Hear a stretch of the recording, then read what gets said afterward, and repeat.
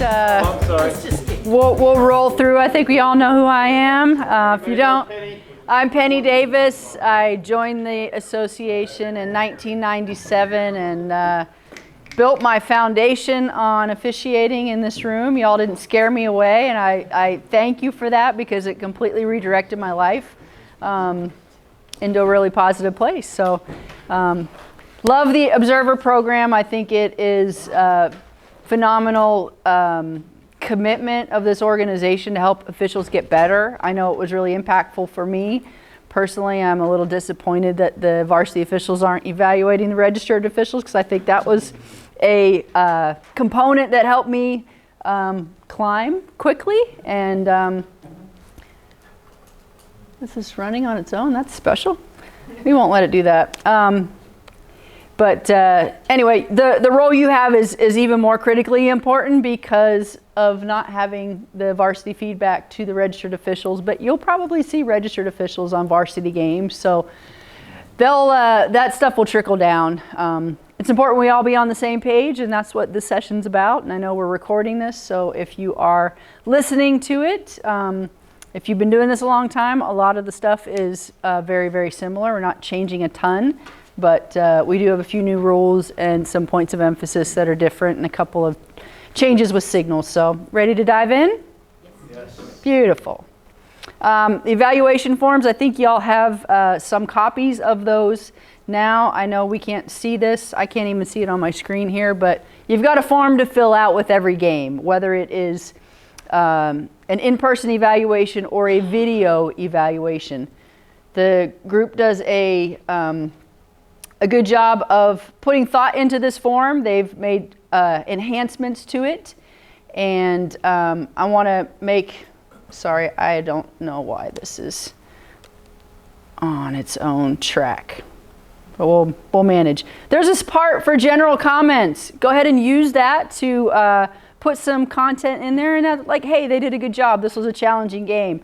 Use that space to provide feedback. There's also spaces under particular categories, but you've got that section there. Also note if it's a video evaluation or in person, as well as if it's for boys or girls basketball. Hopefully we don't have trouble detecting that information. The first section, and this has changed from the previous years, 35% of the overall score goes into this. It's all on play calling and rules enforcement, so you can read through the specifics there, but it's 35%. It's a big chunk of what we do. Put comments related to why they're not getting a 35 out of a 35. You know, did they not do a good job with traveling? Did we have, faking plays that they didn't address? If you can, particularly if it's a video evaluation, note the timestamp. And it's, what quarter, Q1, Q2, and the time. And then take the time to put your words there. That's going to help them get better. And if they take the time to look at the video, they're going to be able to find that moment and say, oh, that's the play they're referencing. And, I can confess that video is one of the best ways to improve because when you see that play a second time, it's going to be more meaningful. And if they can clip the play and share it with the group through Ref Masters and those things, like that helps everybody grow. So those timestamps can be really, really helpful. But this section is meaningful. These are the things that coaches will hang their hat on. Play calling is critical. So if we can help with decision making, legal guarding position, things like that, that will be very assistive. Next section. Court positioning. You'll notice that the forms in the past had individual box and each line was worth like 2 or 3 points depending upon the category. We don't have that delineation here, so you're going to have to subjectively think, oh, this is this kind of deduction, this is that kind of deduction. And we don't want everybody starting at 100 and working their way down. They're probably starting at a 90 and they can work their way up if they do something good or work their way down. So figure out what your scoring baseline is. What are those graphics called that have here's the standard and this is exceeds? Who knows what that is? I can't think of the word. Not the standard deviation. No. Matrix? Venn diagram. You're funny.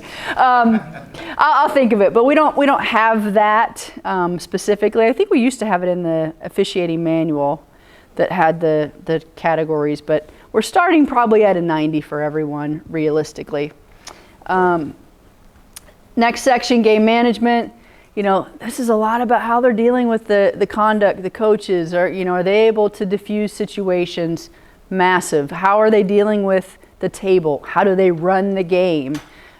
Those things can be done really, really well. Sometimes it's worth 100 points in a really challenging game, but, you know, factor in, was this a difficult game and then all these things happened? If it's difficult, they should get some grace for having a really challenging game, because you can be excellent in an easy game and it's not that score on an easy game versus your score on a hard game. Like, I'll give you the 92, the 93 if you've earned it on a difficult game.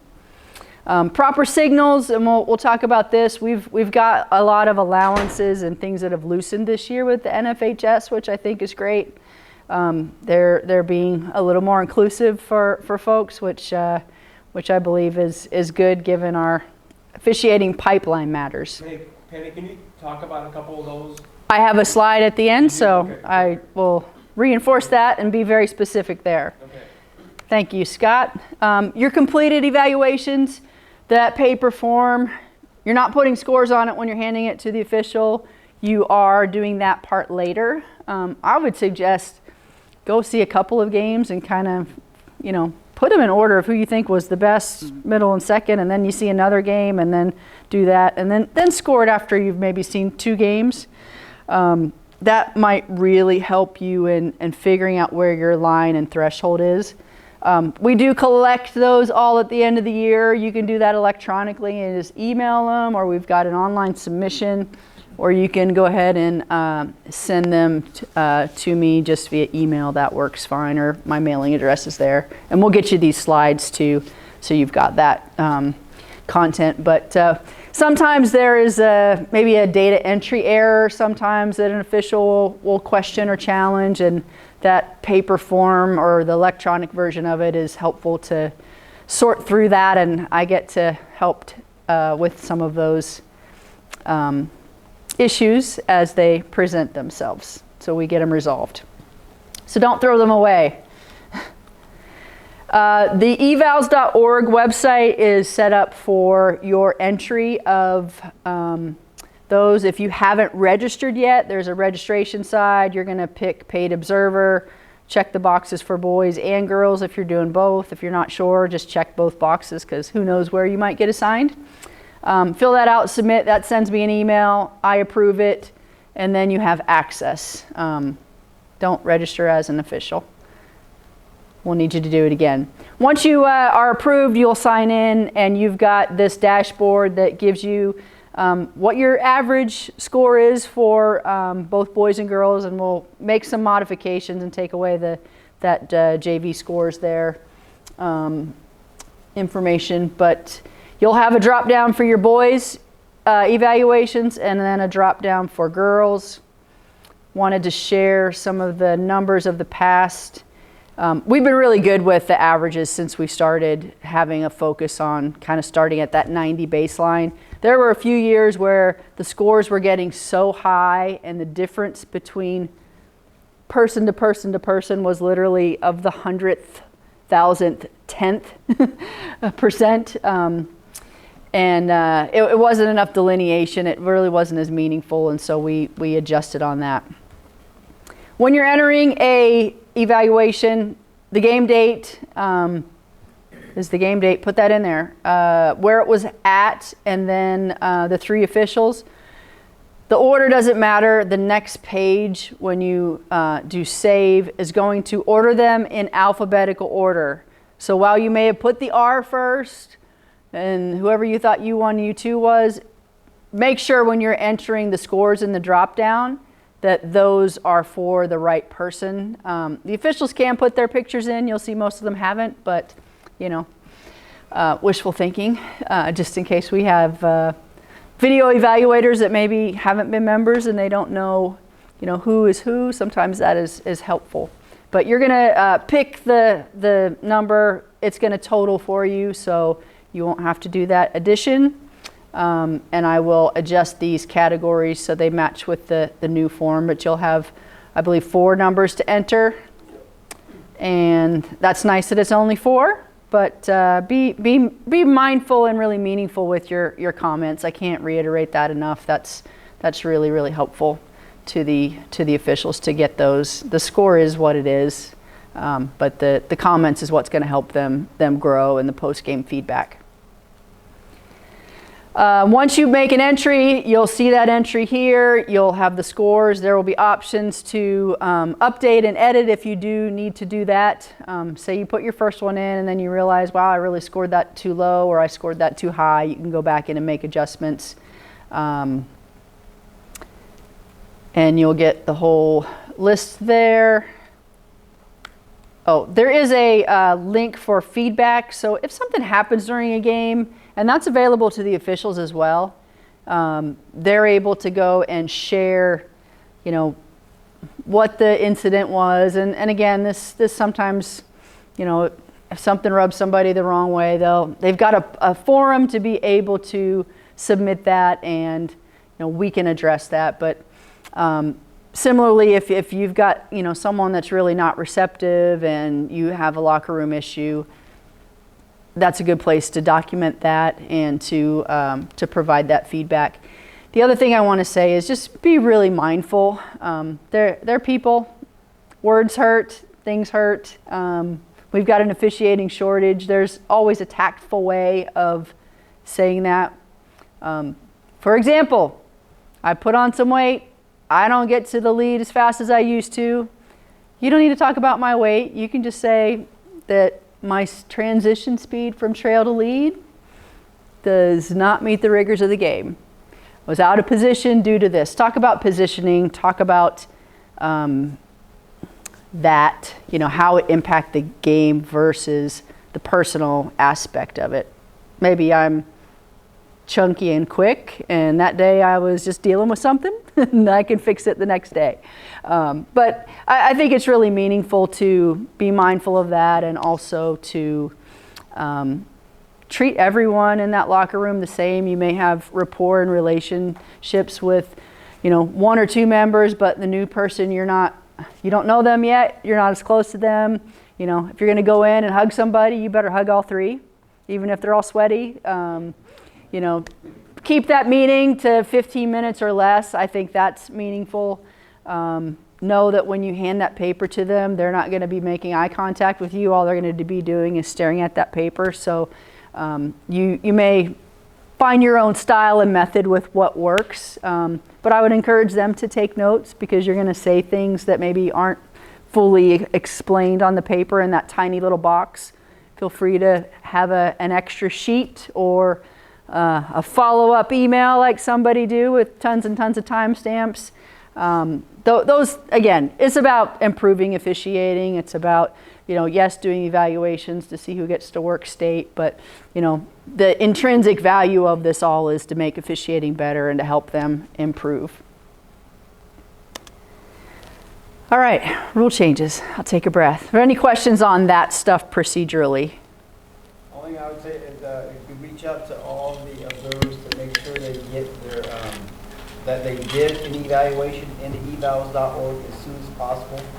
They don't have to put the scores in. They can always come back later, because we want to be able to track everybody this year. So if you put it in the same day, great. Like you said, you can go back later and put in your scores, whatever's appropriate for that game, but just so we can be able to track all the evaluations. That's great. Great feedback. Yes, sir. There were a couple of times when I went to a game and there was a person that was not on my list, maybe substitute because of the shortage of somebody, and I wasn't always aware of those people who substituted. I realized it takes a lot of work, but I know that a couple of times that people said that they were just a substitute and they should not be evaluated. So I didn't quite know how to handle that situation. I just said, basically said, if you want it, I can do it, but if your association says not, then I won't do it. But I've had that situation happen at least a couple of times. And then the other situation, at the end, when I turned in all my evaluations, and I'm not sure if it was a technical issue, but twice because of the weather, the games had canceled, and they still showed up on the entire evaluation form. And I know you guys had called me and said, hey, you got 2 more evaluations until I talked with Mike and yourself and said, hey, no, these games were cancellations due to the weather. I don't know if you have any comments or... Yeah, we do a follow-up. So if you get your assignment Right. and you've got 12 games, and then I get a report at the end of the year, and this is as we're tallying information. Okay. If I see 12 games and there's only 10 entered, which is the situation you're explaining, then we'll follow up in that audit and say, what about these 2 games? And clearly they weren't flagged in the assigning system that they were canceled. So you probably could have got paid if you would have just put some numbers in. No, I didn't get paid. But that's why we do that. It's and we appreciate your help in responding to those messages so that we're just sure that all of the data is in the system before we run the final tabulations for both the varsity boys and girls lists. Good question. Yep. And the first part of that Was substitute official. substitute officials. Yeah, with that, we ask that all of the varsity officials register with evals.org as well. So they're in there, which subsequently allows them to go in and see the dates and that they were observed and that's been entered. So that's another part of the checks and balance system with that. So if they're not in there, that means they haven't registered, which they're probably new, but I know messaging will go out to the membership to encourage them to register. And probably differently, we won't have, we may or may not have the registered officials who are moonlighting on varsity games register so that if they're not in the drop-down list, then that's the reason why, because they haven't done that part. And we can decide, the organization can decide how they want to handle those specifically. And we're gonna have a lot of that this year, Penny, with as many registered officials that are gonna end up working varsity games. Yeah. That's gonna be a norm. So when I get that list of the membership, then I can compare with who is in there and clean up some of the legacy data that's there for folks that maybe aren't with the organization any longer. So great point. So follow up on that. All right, rule changes. There's 12 rule changes, but don't fret. Some pre-existing rules were just kind of rebranded. As an example, since we implemented faking being fouled, being a technical foul on the second offense, that had some trickle-down impact on rules that tied to warnings, and now we have something called a team warning. So there's 12, but they're kind of bucketed, so we're going to go through them. If there's questions on these, we'll take them as we go. So NFHS adopted faking being fouled or flopping. They've defined it as overtly embellishing incidental contact. Was everybody in the meeting, the last meeting? Okay. You had a guest speaker that did a pretty good job of showing some examples of faking. But the common places where that occurs, block charge plays, we get the I'm falling down and there's no contact or incidental contact, and the players trying to create the perception they were fouled. They are maybe using theatrical or exaggerated movements to convince a referee of the offense that was committed upon them. So we know we'll still have embellishment. If it's illegal contact plus embellishment, that's not faking, it's a foul. If we have incidental contact and embellishment and it's overt, that's flopping, and the officials will give the flopping signal when that happens during live ball. If the flop was by the defense, they'll wait. So if the offense has an open layup or a putback or some kind of advantage, we're gonna wait and allow that to continue. If they're just kicking it around or setting back up at the top of the arc, that's the time to stop it. Give the warning for faking being fouled. It's a team warning, so even though blue 10 faked, the warning is to the blue team. The second offense of that, if it's blue 5 that does it, it's a team technical foul. So similar guidance on stopping it. If it's by the offensive team, you're going to stop it right away. So the shooter that releases, comes to the ground and can't find their feet, and the defense is nowhere near them, they just sit down on the shot, that's an offensive faking being fouled. We're going to stop that right away. The ball goes in, you score it. If it doesn't go in, you're going to give the warning. If there's no team control at that moment, play will be resumed with an AP arrow. If it's the second offense, it's a technical foul. So, boop, technical foul, faking being fouled on the blue team. It's not a personal foul on blue 5 or blue 2 or anybody personally, so it doesn't count for their disqualification. It is a team technical foul. It is a team foul, but player can do that 5, 6, 7 times if they want. Now, I don't think their coach would like that, and that would be ineffective, but the NFHS basketball rule codes, they want faking out of the game. So that's why they adopted that. Don't mind my rogue PowerPoint. I think we addressed all of those. And if you guys get access to the Ref Masters website that the organization has, they're going to post some of the videos on there that have some good examples of that. So we talked block charge, we talked shooter's flop. The other one that's very, very common is the dribbler that's dribbling, and now there's a little bit of contact that maybe isn't a foul, and they pop up. Head bob is what they're calling that. That one's by the offensive player. Stop that right away. Give the warning. They're to report the warning to the scorer. They're to communicate it to the coach of the team that committed the warning or committed the faking, and resume play from there. So they've got the ball, dribbling it. They do that, stop play, penalize the warning, and then resume play from where we were at. No reset of the shot clock. Same team gets the ball back. But if they were ridden the whole way down the floor and now they're trying to point out that their rhythm, speed, balance, and quickness was impacted, that's a foul. And we have, hand checking, arm bar, 2 hands, those things are fouls. I don't think we're very good at penalizing that in high school basketball. I think that's why we have dribblers that do that. So that's a point of discussion for post-gaming in the locker room. Why did we have those head bobs? Well, they were getting rode. I mean, I'm stealing material from Coach Kelly there. He talked about that. But that was insightful. That was insightful. That's why the players are doing that head bob, is because they are being impacted by the contact. All right, additionally, like I said, because of the faking rule, we have impact to this. So adding team technicals to the vernacular was put in place. And then also they made a change with administrative technical fouls. If they have book errors or uniform things, the admin tees before the game, if both teams have those, they're the same penalty, they can cancel each other out, so you don't have to go down here and shoot and then go down here and shoot.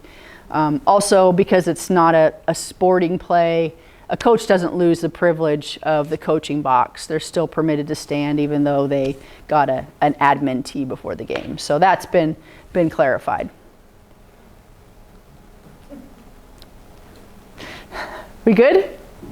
Yeah, we were just wondering where the flopping signal was in the book. Oh, it's not in there? No, not that we're seeing it. I can't speak to their publications, but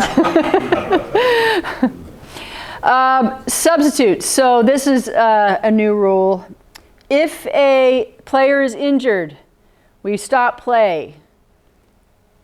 Play doesn't resolve itself. The injured player now, it's apparent they're not getting up. When we beckon a coach on, that means whether the coach comes on or not.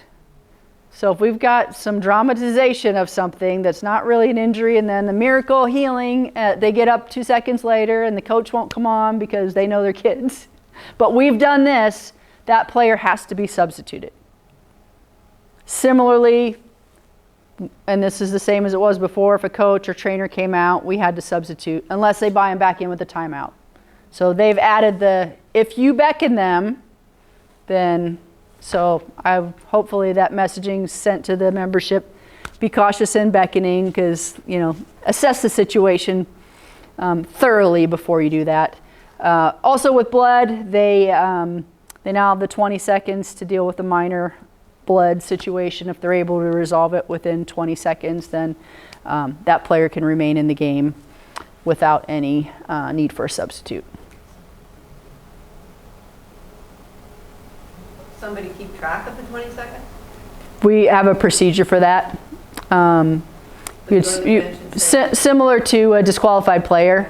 Start 20 seconds for blood. You get a warning horn after 5 have elapsed so that we've got the remaining 15 seconds. Yeah. Very, very similar to disqualification. All right, basket interference. But Yeah. there wouldn't be a technical, though. No technical. You couldn't get the blood fixed by the 20 seconds. They would Correct. just have to be substituted. Mm-hmm. Yeah. So if it takes 45 seconds, it takes a minute and a half, they get all the time they need, no penalty, but we would require a substitute. Great question. Basket interference, they added this. If a player touches the net, they've said, as long as it doesn't have an impact on the ball when the ball is on the rim or in the basket, that's not basket interference. So that was added as one of the rule changes. I guess people are hitting the net and the ball's in it, and it feels like it used to be a penalty, but now it's not. Delay a game. This was added. This was not one of the existing delays, but the failure to pass the ball immediately to an official. So if they want to plop it down on the ground in disdain for what happened, that is a delay. Additionally, our delays, if they do huddling for free throws, if they hit the ball after a made basket, they do this type of delay. Any second offense of a delay, it doesn't have to be matchy-matchy. So we're not playing a matching game. They're all the same. They're all treated the same. So a delay for huddling and then a delay for hitting the ball, the second offense results in a technical foul. They've loosened some of the restrictions with uniforms. I'm not even going to bother to talk about them because they're loose. Good with that? Yes. Perfect. Points of emphasis. There's 3 this year. In addition to adding the rule, they added the warning for delays and faking being fouled, and then blood procedure. So we'll talk about that. And I like that picture of Mike because that's him in a nutshell right there. Very diplomatic. When's the last time we had a point of emphasis that didn't include rough play? Right? Guess we're doing a good job on that, Scotty. I guess we have. Yeah, goes without saying. So warning for delays. As I mentioned, there's the 4 types now with the new one added. Breaking the plane on a throw-in, I didn't talk about that. That's a delay. Touching a player, what is that? Breaking the plane, touch the player. Technical foul. What if they hit the ball? Intentional. Hey, different rules. Hit the player, it's intentional. Hit the ball, it's a technical. We had it the other way around. Yeah, vice versa. Uh-huh. Shocking. Hey, active learning, Mike. Again, huddling prior to free throws, they're excessively delaying, stopping us from being efficient. We want to get that rolling. Hitting the ball afterwards, and then the last one is the new one. And as I noted, this is just reiterating that it's a technical foul. They're all the same. Faking being fouled, there's our signal. And those first 3 bullet points, those are the things used to describe it. Overtly embellishing the impact of incidental contact. The head bob to simulate illegal contact. Any tactics to try to create the opinion of being fouled. And it's not limited to the shooter's flop, falling down on a block charge. We could have just the random flails like, oh, they're holding me, whether they are or not. Things of that nature. If they're trying to BS the referee into thinking a foul occurred, that's when we've got faking. Again, first offense is a team warning, goes to the team. Second offense, the team technical. And so they need to communicate that to the scorer. Well, first they need to communicate it at the spot because their partners need to know that we just had that warning.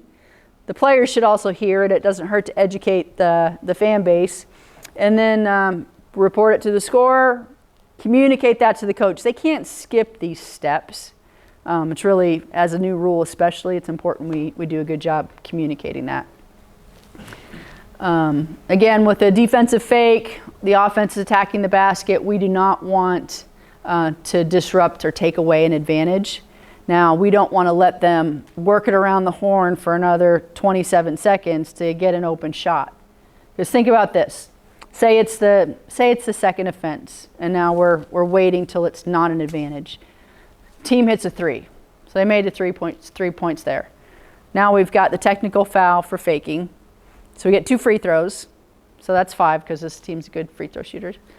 And then they get the ball back because it's technical foul. And they come back in and the hot hand busts another 3. So there's 8. And he gets fouled on the 3.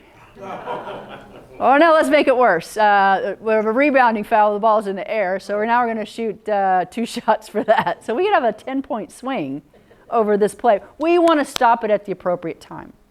Make sure that we find the right moment and wait on that. Go ahead. Sorry, can you clarify the defensive fake there in the second paragraph? Signal immediately, play will be stopped, it does not disrupt play. Play will be stopped when it does not disrupt play. Oh, okay. Thank you.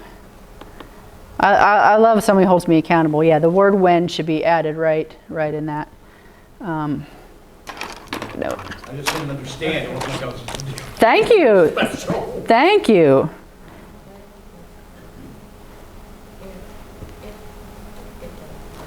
And then on the offensive fake, again, we're going to cut that right away. Stop that right away. They don't get to continue on. So that shooter's flop, that head bob, we want to address that immediately. And you know, we're looking to modify behaviors. And I told the group in here, I said, this is not a let's go crazy and have 5 flops in your first game out. These ones should be obvious. They should jump out to you. If you have doubt, uncertainty, or not a clear look, that's not the one to penalize. We had growing pains with this when we adopted this in the college game, and now this year we're doing a better job of it, but they're hard. And you know, you're going to give that warning during live play, but you still got a referee. You know, they're still attacking the basket potentially. So, you know, how good are we at multitasking? Some of us good, some of us are challenged at just doing one thing. So those are all things to assess and provide feedback on. A couple of things with signal changes. So I believe these are put in place because we want college officials working back and be a part of the organization and vice versa. So they've loosened a lot of the college signal is this way. So chopping in time, you know, the classic way, the way that we all did it, chop in with the open hand.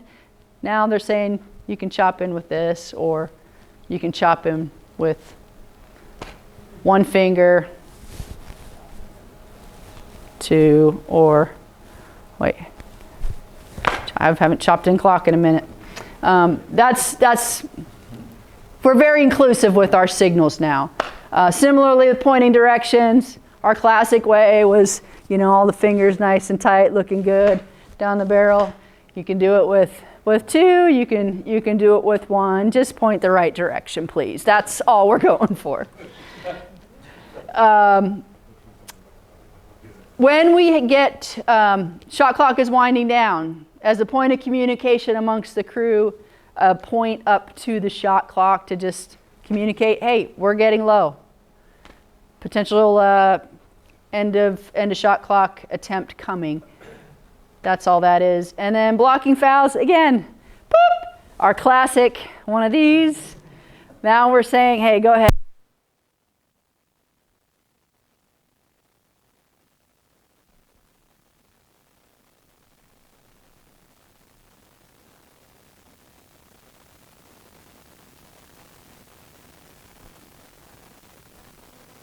I bumped that out. There you go. Okay, let me double check. Okay. Thanks, Chuck. You ever miss doing that? Yeah, I do. know You you should got see me at my house sometimes. We good? All right. Sorry about that. Is number 3 a communication amongst the crew? It is, yes. Yep. So we got lead, center, and trail. It's probably the trail or probably the center. And the thing is, if you're on ball and you got a competitive matchup, or that trail has that, they may not have a time to glance up to know that, but they may see out of their peripheral their partner official pointing up to the clock. So we're not waiting for acknowledgement from one another. It's not like the 1 minute, hey, we're under a minute. I'm not taking my hand down and you take yours down, because communication's two-way. It has to be received. Otherwise, I'm just pointing up. So we're just going to point to the... Is there a specific time that we're talking about? I know a lot of times in the college room, shot clock, right at 10, we'll go here, game clock. I mean, and you have no time left for the shot clock. It's usually at 10. Are they giving any? I did not see guidance on that. Does anyone else? Okay. Pre-game. Yeah, pregame that. I would venture to guess that How much? 7, Okay. between, around 7 would be my feel for when because if I haven't looked at you in 7 seconds or glanced at you in 7, we got problems. So, yeah. And that is what I have for your role. Again, it's very, very important, very valuable. If anyone did want to see any of those faking videos, I could put a few of those up if you... Huh? Yeah, absolutely. You got me here live and in person. I don't want to shortchange anyone. So Penny, do we have those clips? Yes, I provided all those to Brian, so you've got this. Brian can send those to the evaluators too, so they have everything. Yeah, so I like this first set, and I put these all in kind of a other category. So here we have on-ball defender up pretty close, elbows coming towards her face. She comes back, rightfully so. Your elbow, you get the ball above your head and your elbow's coming to my face, I'm moving back too. Self-preservation is not faking, even though she kind of does a little flail to maintain balance. That's not what we want for a faking. She's like, "Phew, that was close." This is not faking. You watch there on the far side. We actually miss a displacement off ball, so this is a freedom of movement issue. Again, the kid twirls back to try to save her balance. Oh my God. See the reaction? You all are like, absolutely, come on. You're ridiculous. Yes, exaggerated, theatrical, something unnatural. That's the one we want. That's not a natural ball. Here we have a rebound. Kid rips through. Not necessarily enough for that swinging elbow violation. Again, get my head the heck out of here. I don't want to be in concussion protocol. Now, if she falls to the ground and does a whole lot more or stays there and you know there was no contact, then that's where we would say differently on that. Penny, could you go back to the one where the gal falls weirdly? Mm-hmm. So in years past, and we talked about this in the meeting this morning, a lot of officials would call that a block automatically just to kind of penalize that play. We're not instructed to do that anymore. We're supposed to call that a fake or a flop now. Yeah, I believe, Scott, that we were never instructed to do that, but it was a common practice to get through. And, we have so many cameras, different even than the one up top that's supposed to be filming the game, but everyone's got, their little iPhone out or whatever device recording, and then, the parents are going to put it on YouTube, and the referee called this when they're, we'll have a whiff. So from an accountability standpoint, when we're seen blowing a foul and there's no contact, and we're just trying to do management things, our credibility goes down. So illegal contact is the the story inverse on that. If we have illegal contact, then we can go block, but when we have incidental, we've got a different deal. But that practice we need to flush. There's just too many eyeballs on the game. Yep. Penny, Mhm. slightly off topic, but does the board view this movement that we're seeing at the head level differently than the same movement lower, away from the head? The criteria on elbows. Yeah. Do they- That up here versus that down here, is that viewed differently from a call standpoint? Possibly, because up here, if Dangerous? can I answer? Sure, sorry. Yeah. If I'm up here, I have the potential more for hitting someone in the head. And the speed at which, if I'm just pivoting with my hips pivoting, is a whole lot different than a violent rip through. And my violent rip through 1-2, I've got a violation potentially if there's no contact on this moving faster than necessary, so that you can tell when it's just all arms and elbows. If it's down here, it's probably less impactful, but we could have the potential for a flagrant foul. We call them flagrant in high school now? Flagrant foul with elbow contact to the head. So Well, we gotta be careful in high school, because flagrant is an ejection, so we probably want to go intentional first. oh, that was my, well, you have, yeah, intentional or, Could be flagrant. yeah. Did it on Well, it could purpose. be, I'm just saying, if they go flagrant, they're going to Yeah. leave it. Yeah, and it could be a disqualifying. I mean, Right. Hey, Penny? Yeah. Could you just kind of give us a little bit more definition? Because the office, he or she has a right to their space, and I know there was some discussion versus vertical versus horizontal with the elbows. Mm-hmm. Could you kind of share a little bit of that with us? yeah, I mean, right to your space, but your space doesn't include Right here, right. the condor wings out. That's not your space. You get your, Your natural basketball movement, you have a right to that space. So if the defense infiltrates that space, then it's a foul on the defense. yes, we do not have the cylinder rule that men's college basketball has in NFHS. So the defense can be up short of contact, and if I put my, if that's the offensive player, this little square, if I am brave and I put my little chiclets in the way, Okay. That makes sense. Thank you. I go into your space, that's a whole different thing. So, Okay, thank yep, no cylinder rule. Penny, I'm sorry, I gotta take you back. Can you go to the awkward falling reel? Yeah. I got like 87 of these plays. You only want to see that one? The one where, yeah, that one, that. So we also gotta watch the right arm when she falls, because it almost, see, she almost, the shooter has to look right there. She almost trips the shooter. Almost. Because that goes to that point where you did the whole 8. Yeah, watch the shooter though. Is she impacted? Well, she skips. See right there. Okay, well then in your judgment, then maybe you have a foul on that with the body or with the arm. All I'm saying is that's what she did. For me, it stands out as theatrical and overt embellishing of nothing. Yep. Appreciate that, Miles. All right, here we go. Another reason players fake is to get the opponent, especially a star player, into foul trouble.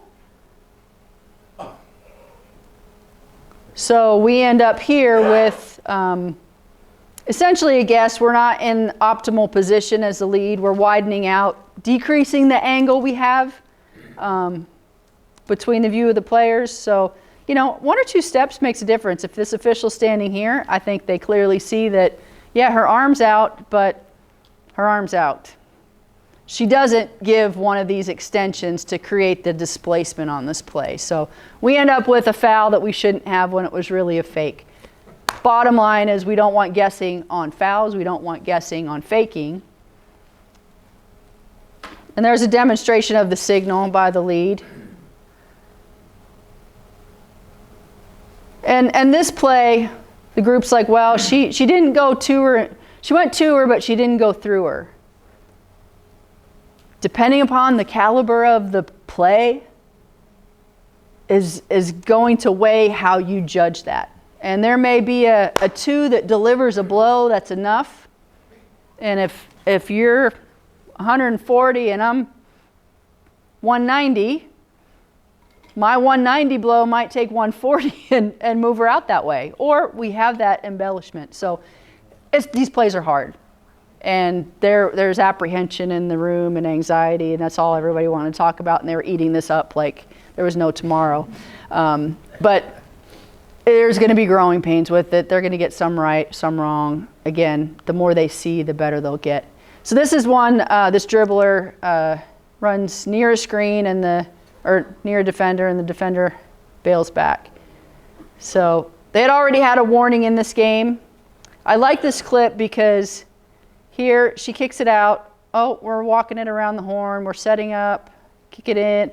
This is all too much. This is the one that could be the 10-point play if you stack it all up. We want to stop this sooner. The advantage that a team might have, when she kicks it back, that's the time to stop it. 5 hits at this blow. Right there. And it's going to take them time to process. Oh, yep, that was it. When am I supposed to, they may get to, gosh, now she maybe has an advantage. Kill it. We want that stopped. We don't want to have that extensive layer play. That's not going to be popular. Hey, Penny, Yeah. I was just going to say, for me, that has been one of the most important takeaways because, like, very tunnel vision. When I read it, it said, wait for the next, like, dead ball. And I was like, okay, but that is going to be so helpful because if you wait to dead ball, you're right, you get up to that thing. So I don't think I would have done it this way had you not told us that this is how it's supposed to be done. So, Thank you. Love that. yeah. Love that. All right, watch this. I'm going to pause it right here. So I don't have a continuous clip of this, but here we are, throw in. Are we live ball or dead ball?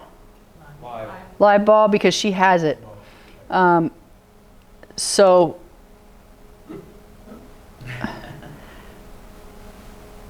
I like that we let this play through, and here's the baseline view. Watch this.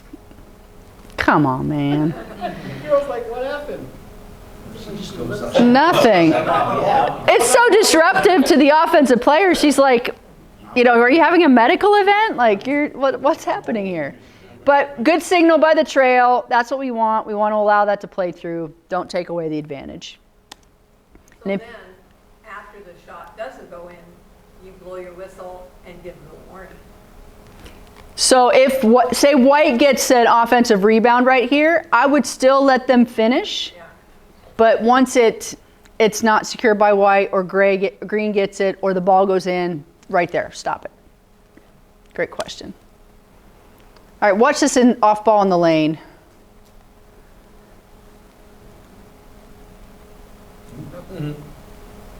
Different style of a fake. I'm just going to launch myself back and see what I get. White 10 must be really strong. her shadow, maybe. Yeah. Right? Faking being fouled. That looks like she hit her head. She didn't. Well, she might have on the floor. Yeah. Yeah, she did Yeah. herself. Yeah.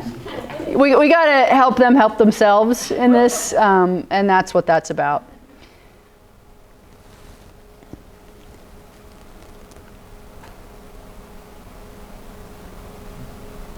This drive to the basket ends at the block, and we see the defender launch themselves. Right here would be a stopping point. Our officials don't signal it. Look at the coach over here. She's like, we know what that is. I've seen the video. Penny, can you help me? I'm a newbie. So if that is that the leads? Because it's primary defender. This would be the lead. Yep, absolutely. Okay, so the lead should be watching that primary defender all the way. Mm-hmm. Okay. And I love them looking through the space on this. Yeah.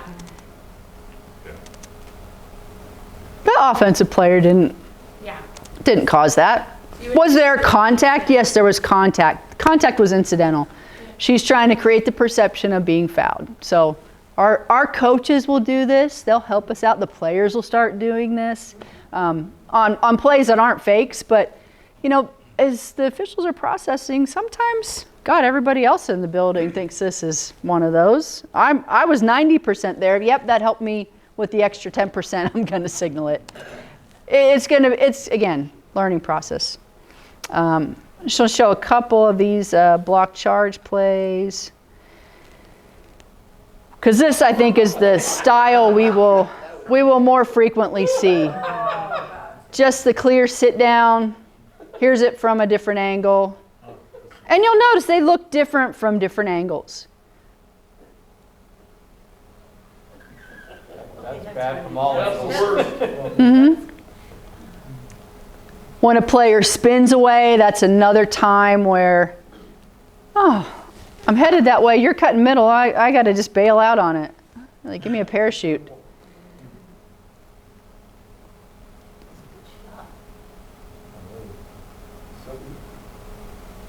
Stop it right there.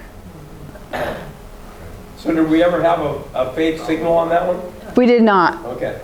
So that was a play from last year. This is a play from this year. And actually the post move in the 2 plays ago, the official that's the trail, who didn't signal it last year, ends up being the one to signal this year.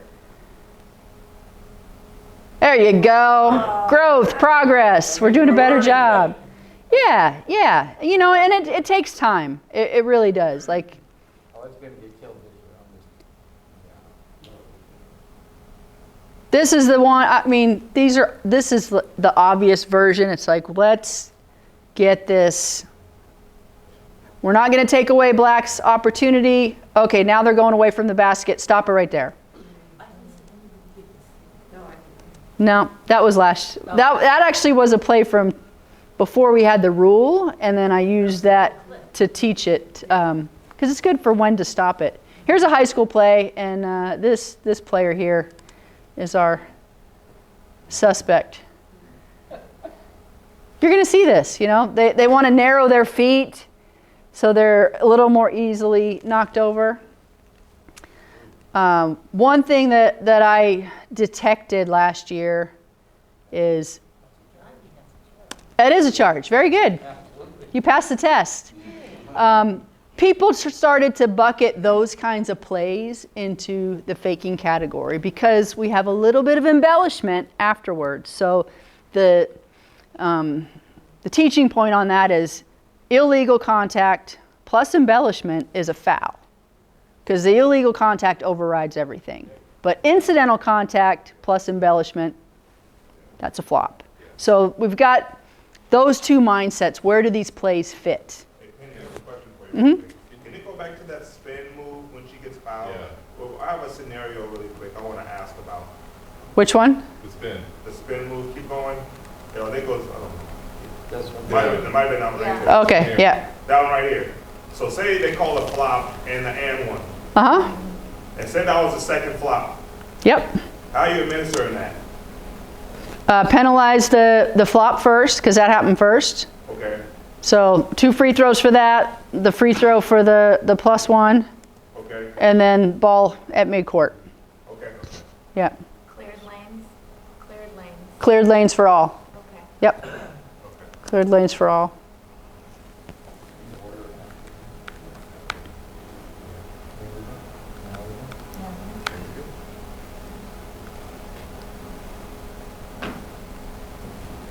We get 3 angles at this one. I think this is the one you're going to see a ton of. It's just that I'm trying to take a charge, I'm in the spot, and I'm just going to fall down. Yeah.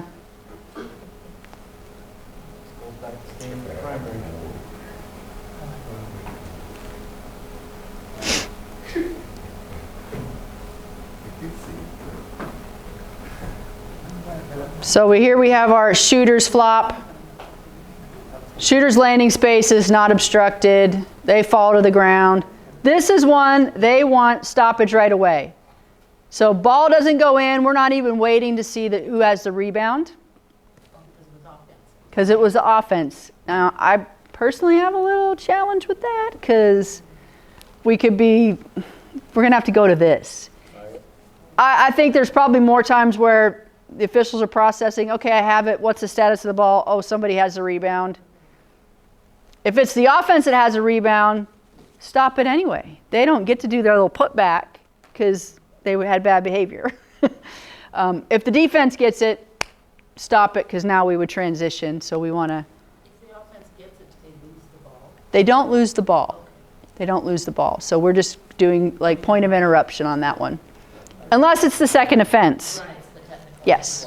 So going back to Will's play and the administration, you know, if there was an N1 and with the order we do it, I can see that being a real cluster this year. Yeah, the more layers they allow to happen on a play, the messier it's going to get. I mean, shoot, you guys, you know what the tables are like.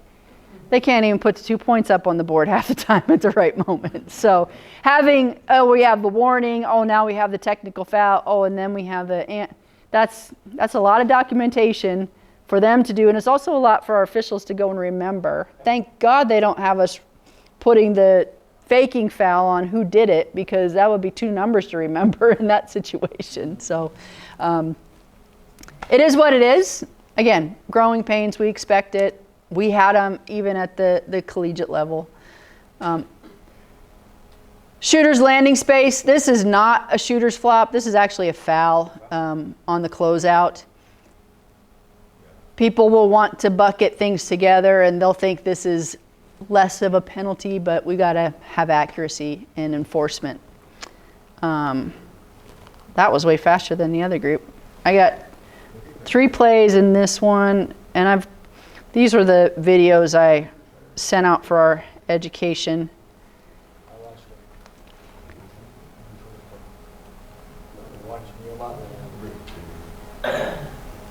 So this one we reiterated the timing of when to stop it.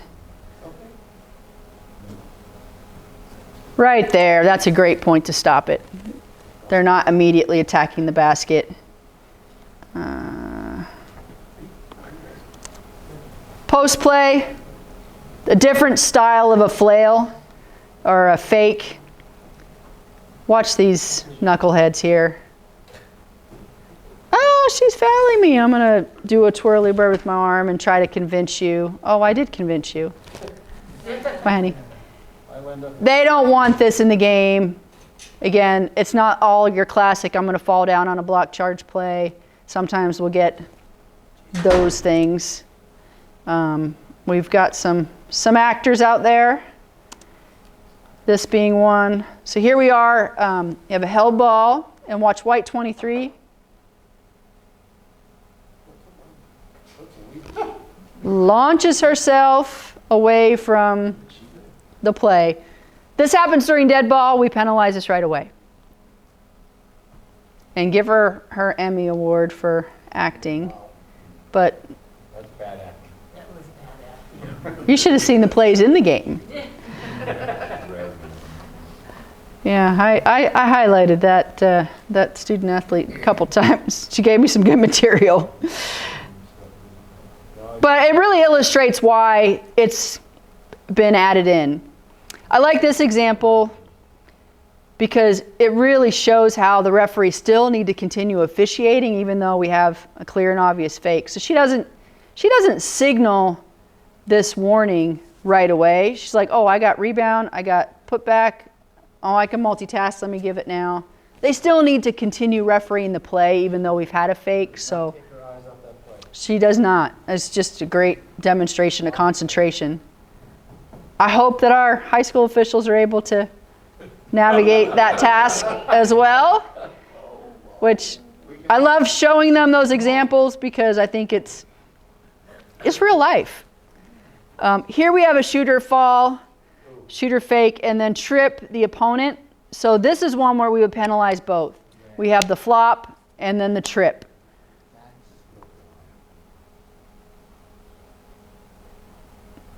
We don't want this in the game. That's why we have this rule. Yeah. And that was a no call in that particular play, it looked like. Yeah, yes, we did not penalize the faking or the foul. But those are some of the things that are happening. Here's our incidental contact plus embellishment. This is a fake, so she just lightly contacts her, then she sits down, we're gonna penalize that with. Okay, so right there on that play, Penny, Mhm. in the NC2A, you guys don't go to the book and record what he just, the signal he just. We wait for the next stoppage. Okay, So it might be a minute. okay.